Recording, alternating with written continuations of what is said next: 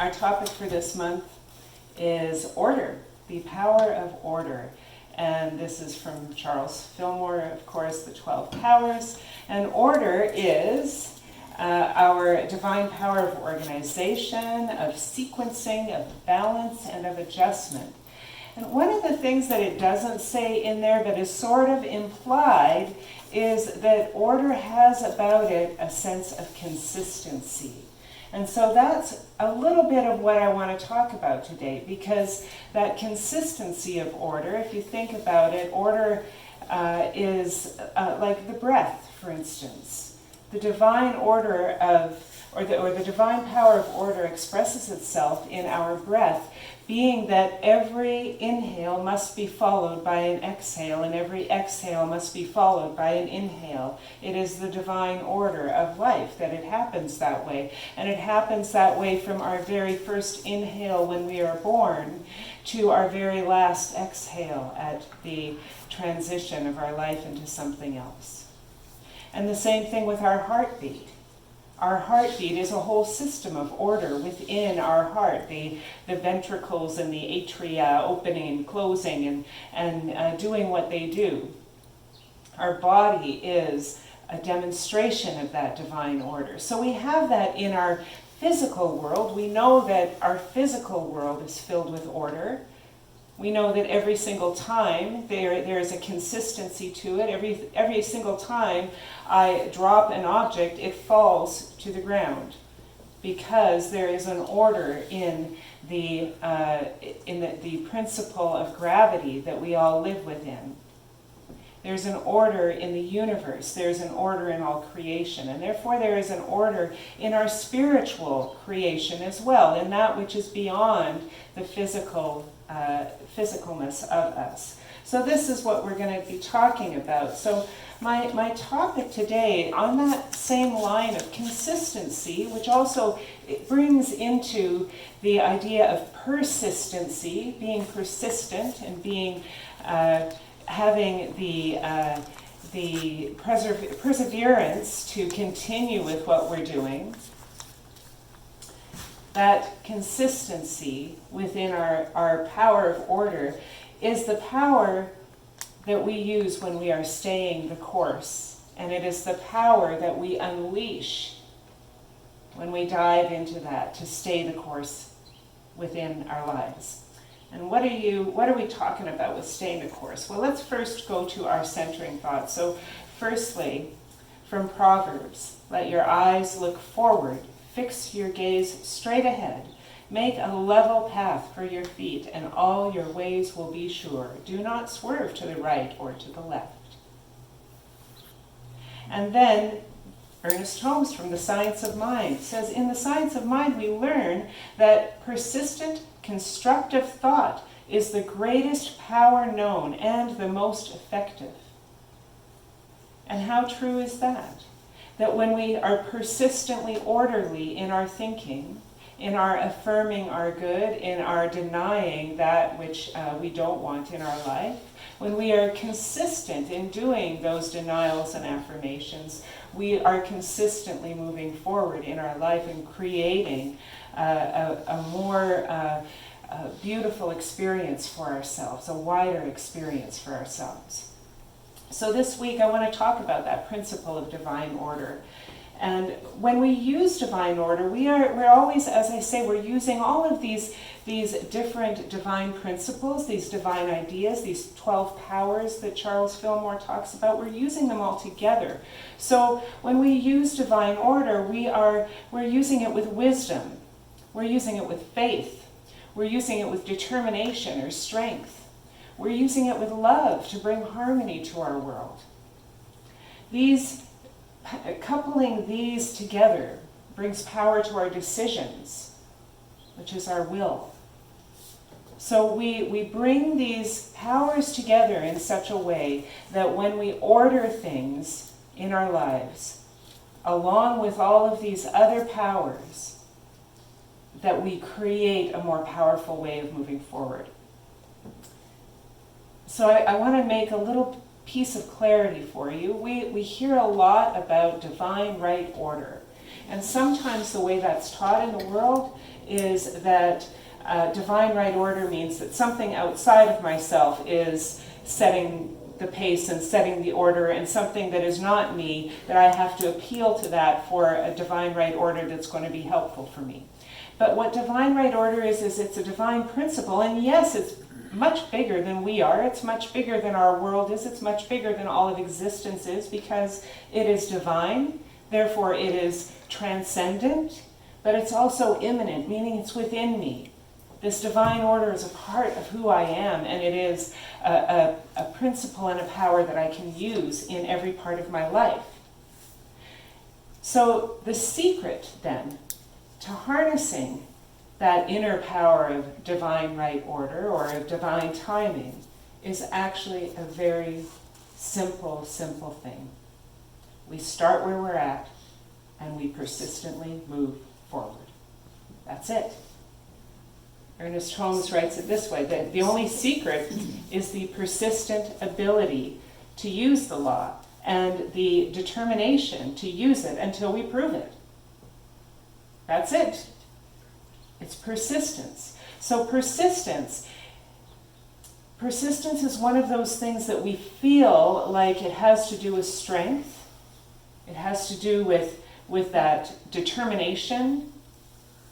It also has to do with choice, making persistent choices, but it certainly has to do with our power of order, because persistency means taking one step in front of another, and continuing to do so. And it shows up in different ways. And so one of the things that I've been thinking about a lot is this idea that we are in this place in our time in the world where we see so many different things going on that feel like they are chaos, that feel like they're out of order, that feel like we're out of control in so many ways, right? We see this happening in the world all around us. And yet, there is a divine order. We know that because we know it's demonstrated in the physical, therefore it must be in the spiritual. We know that there is a greater order to all of this than we are that we can partake of in our finite lifetimes. So as we try to access that awareness of a greater order, how do we move through what it looks like right now? How do we move through the parts of our life that look like chaos right now, when what we see around us is so much disorder? How do we move through that knowing that it is orderly, that there is something that is unfolding in divine right order, in perfection? And I found this great quote by Myrtle Fillmore. I just love how practical she is, and she gives a really great analogy. She says, man learns to build an airplane in which to fly before he's entrusted with the higher law of taking his body through the air without a manifest vehicle. Building the plane and using them and observing the laws governing their flight is not denying God's spiritual laws. It's taking the steps that are leading him forward to the discovery of greater things. We must learn to make the right use of what we have, and then we shall find ourselves in possession of more. So what if all of those things that don't appear to be working in your life right now are just your spirit's way of building your spiritual airplane, so that you can learn the mechanics of it, so that you can learn the laws that are governing your spiritual airplane, your spiritual flight, so that at some point in time you will be ready then to take flight without the airplane.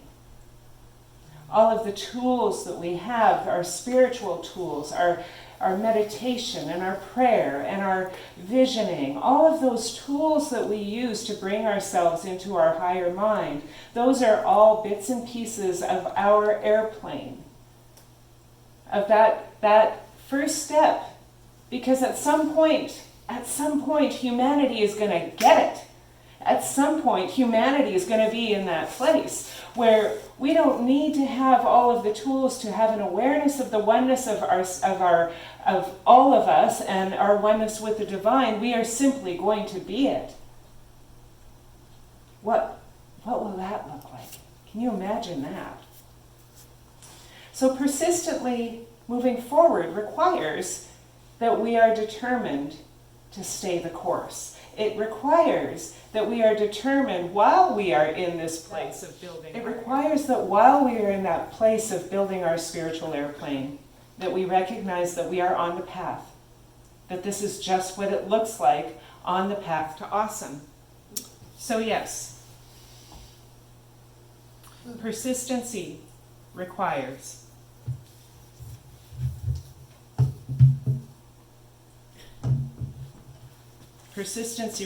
that you keep trying until you figure it out. Yeah.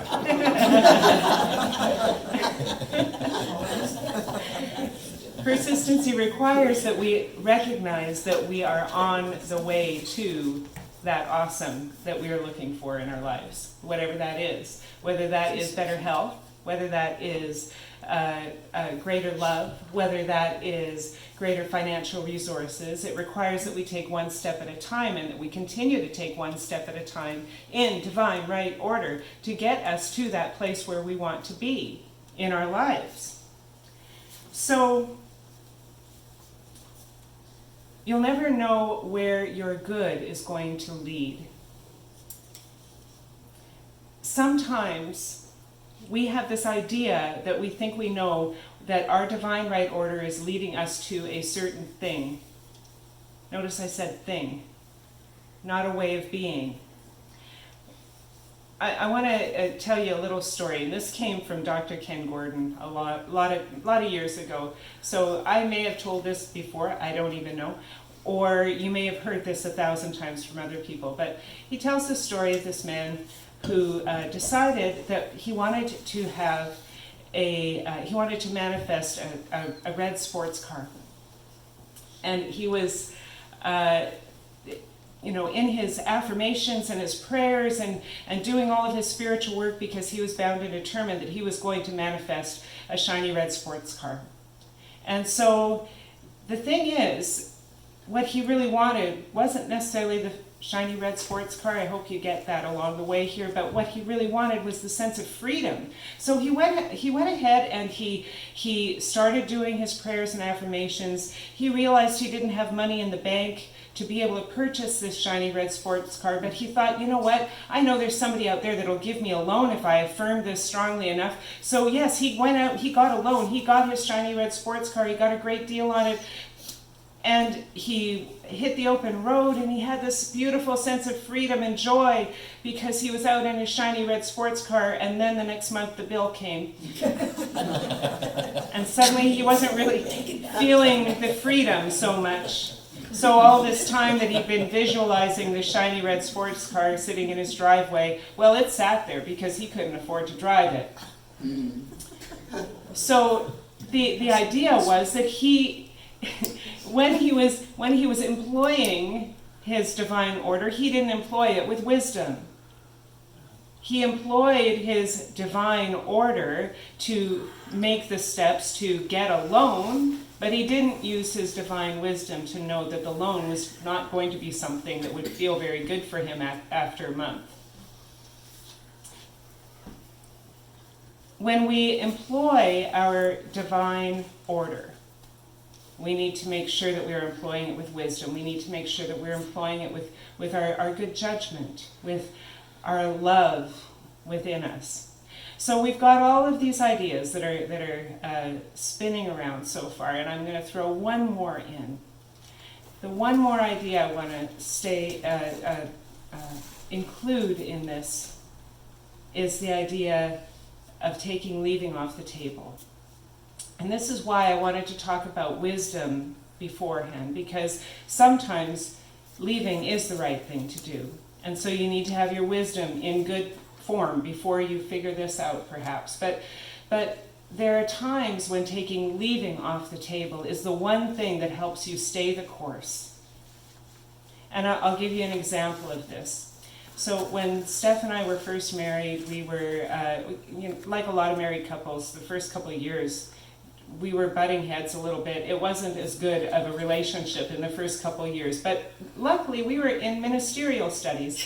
And so at that point in time, we had all of the spiritual help that we could desire. And so we had a chat with Reverend Barb Samuel, who is a beautiful minister, and she said that in her marriage, what made all the difference was leaving off the table.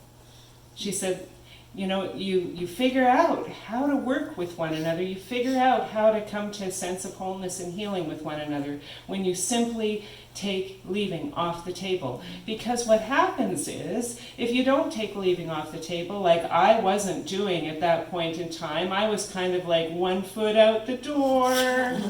You know, I don't know. Maybe I made a mistake. Maybe I'll just grab it and run.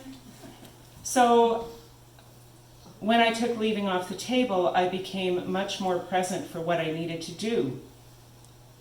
When I took leaving off the table, I became much more able to see the options in front of me, to see what steps I needed to take. So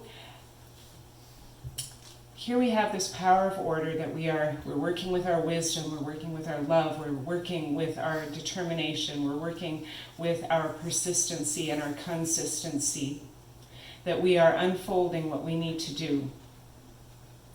So why does this power of order hold such power in our lives? Why does it create an open pathway to our good when we employ it properly, when we employ it skillfully within our lives? Well, there are a few things that came to mind for me. And the first one has to do with taking leaving off the table, because when you take leaving off the table, you actually remove choices. Because, you know, we have this unskillful kind of way of dealing with choices often, because we have a plethora of choices in our society. We have way more choice available to us in all areas of our life than many people in many areas of the world, and many people in many different times of history. Our choices are incredible. And so what we do is, instead of focusing in on one thing, we have so many choices that we're continually turning this way and that way. And you know, every time you turn, you lose momentum. Every time you turn, you take energy away from your final goal. And so you need to remove some of those excess choices in order to have the real full power of what you need to do in front of you, instead of always looking from side to side. So that's one of the reasons. The other reason why I think this consistency and persistency is such an important part of using our divine order is because when you stay the course, you're actually employing love. Love, which is also focus and harmony. You're taking a clear path by focusing on the one thing that it is that you want. And just like when you are in a place of, let's say you're getting a new job, you want to have a career doing something or other, and you look at that job and it's way up here and you're over here. Sometimes you do need to take a windy route to get there. In employment counseling terms, that's called the Machu Picchu method to employment growth. Sometimes you do need to do that, but you're always focused on the highest outcome. You're always focused on where you're going. So when you make that determination that you're going to stay the course, you make the determination that it's okay to go on the windy road if you need to. It's okay to take the steps that are available to you in order to get you closer to where it is you want to be. It's okay to keep moving in that direction that may seem a little uncertain. And that's why this is so important at this time in our history, that we learn this. because taking those roads through uncertain territory is really all we've been doing over the past couple of years. Nothing has... Gail's reading from Carolyn Riss was just beautiful, because nothing that we have experienced over the past couple of years with the COVID situation and everything has been in our mindset as this is the way life works. It was a surprise to all of us, to the whole world. It was uncertain. But when you keep your eye on the prize, when you stay the course, when you know that if I just keep moving one step at a time, I'm going to get to my goal. I'm going to get to where I need to be. Then you can navigate that uncertain territory with love in your heart. That's your focus. That's your love. And so that focus of love and removing the obstacles that your choices become when you have too many of them, these are the ways that we stay the course so that we can move ourselves into a more powerful way of being in our lives. So I had one more quote. We've all heard this one. We love this one, don't we? Henry David Thoreau, go confidently in the direction of your dreams. Live the life you've imagined. As you simplify your life, the laws of the universe will be simpler. Simplifying your life is reducing your choices and staying the course, making the decision to stay the course. One step at a time. That's how we do this. So let's do our affirmation together. Join me if you choose. I stay the course, energizing and harmonizing my path with divine order as I move forward, focused on what is mine to do and to be. And so it is. May life bless you abundantly. May grace and goodness walk with you every day. May love and joy expand within you, and may you know peace.